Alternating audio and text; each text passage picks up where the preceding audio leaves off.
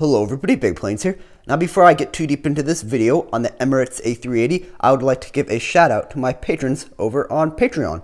Thank you to everybody over on Patreon who has helped to support the channel. You guys really mean a lot to me, and you are one of the main reasons why I'm actually able to build these planes. So if that's something you're interested in doing, I will leave a link in the description below.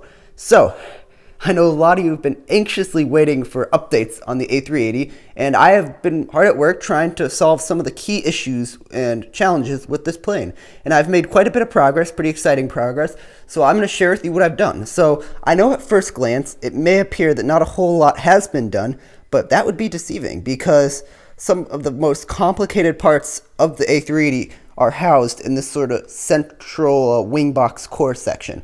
So even though it's taking a long time to finish this, it's going to be worth it, because once this is done, and if it's done properly, the rest of the plane will go by really quickly. So I'm just going to get straight to it, and I'm not going to lie, the hardest part and part I'm happiest with are the flaps. Now, I mentioned this in my previous video that I was trying to motorize the flaps, and I even showed the axle that was running through this part right here. This is all covered up now by plates because I'm beginning to form the wing, but there was an axle running here. You can see the motor is right here.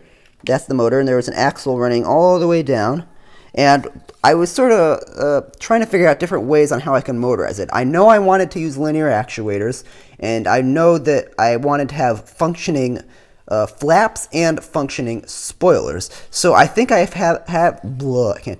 think I have a solution for that. Now I decided to do a video now because pretty soon I'm going to cover most of this up and you're not going to see it, but I wanted to show you how this works. So in great fashion, the battery box is dead. I need to put new batteries in it. So I'm going to have to do this manually, but because I have a little crank here.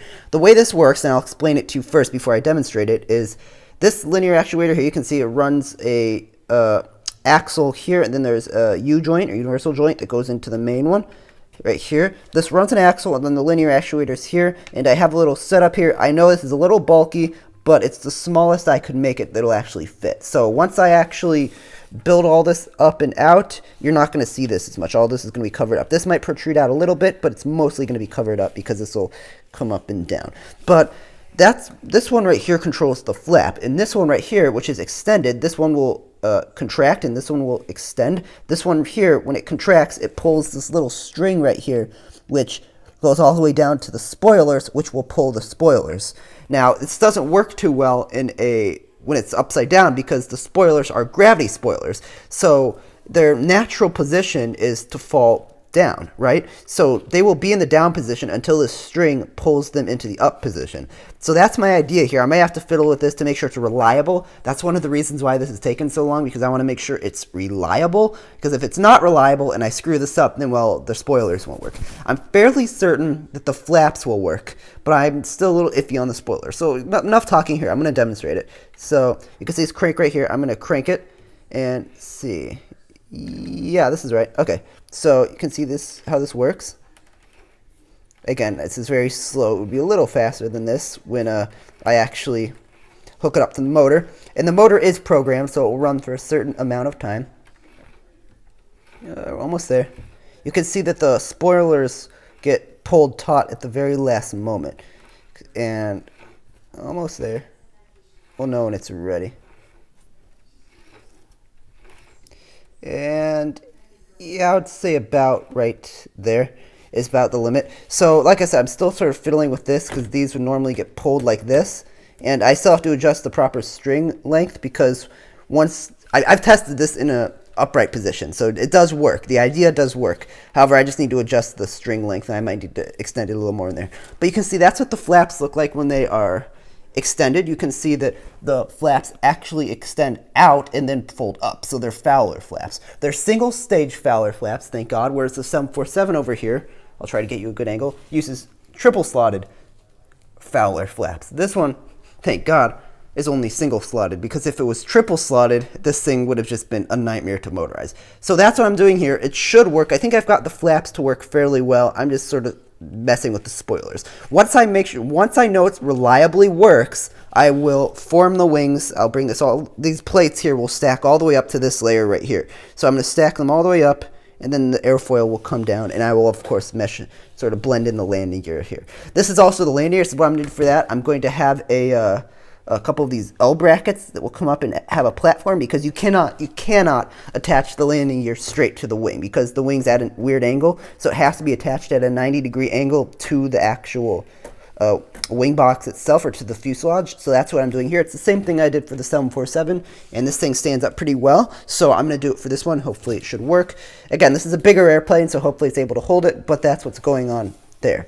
So that will probably get integrated when I actually start building this up, because there's a lot I still need to do. And you can see here, this is sort of an interesting view of the bottom assembly. You can see these are the two IR receivers for the engines. I have 3 battery packs. I have one for the motors in the control the flaps. And then I have one each for the engines. And I believe I have lights hooked up to one of these too. So there's that. And this right here, this is the bottom rotating beacon light. I think I showed you that in the last one. This is the one that goes all the way up to the upper fuselage. That will be fun to sort of do. But yeah, that's the general progress I've made here. You can see I have my little Captain minifigure to sort of give a bit more of a sense of scale here. This thing is just absolutely freaking massive. I'm not going to lie, it's huge. And hopefully those flaps work. You can see I think they look pretty nice when they're extended. And I'm mostly at this point, the reason it's taking so long is I'm just trying to make sure it's reliable. Because when I move on, it needs to work. It needs to work reliably, because I'm not going to be able to access this part very easily. So I need to make sure it works. And once I make sure it works, I will blend all this in. The Emirates A380 has sort of a red bottom, so I have all those parts already. This will all be tiled, so I'll look really nice, and I'll finish the landing gear. And then hopefully I will be able to start working my way out on the wings. I'm going to start building the engines. This is the hookup for the engines. One of these extends out to the outboard engine, and one of these goes to the inboard, and then this one is the navigation lights.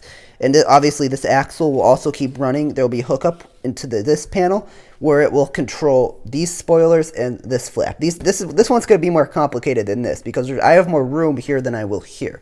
Though hopefully I will be able to sort of take this mechanism and sort of copy it over here, maybe scale it down a little. So that's where I'm at right now. A lot of really great progress, and I'm hoping that I can start actually blending the wing all the way back, and I can sort of finish this bottom area here. I can get the tiles on the bottom, and it'll all look great.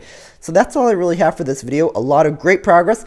It may not appear that at first, but a lot of really good progress, and we're coming along pretty well in this thing. So that's all I really have for this video. Hopefully you enjoyed it. And that's it for this one. Bye for now.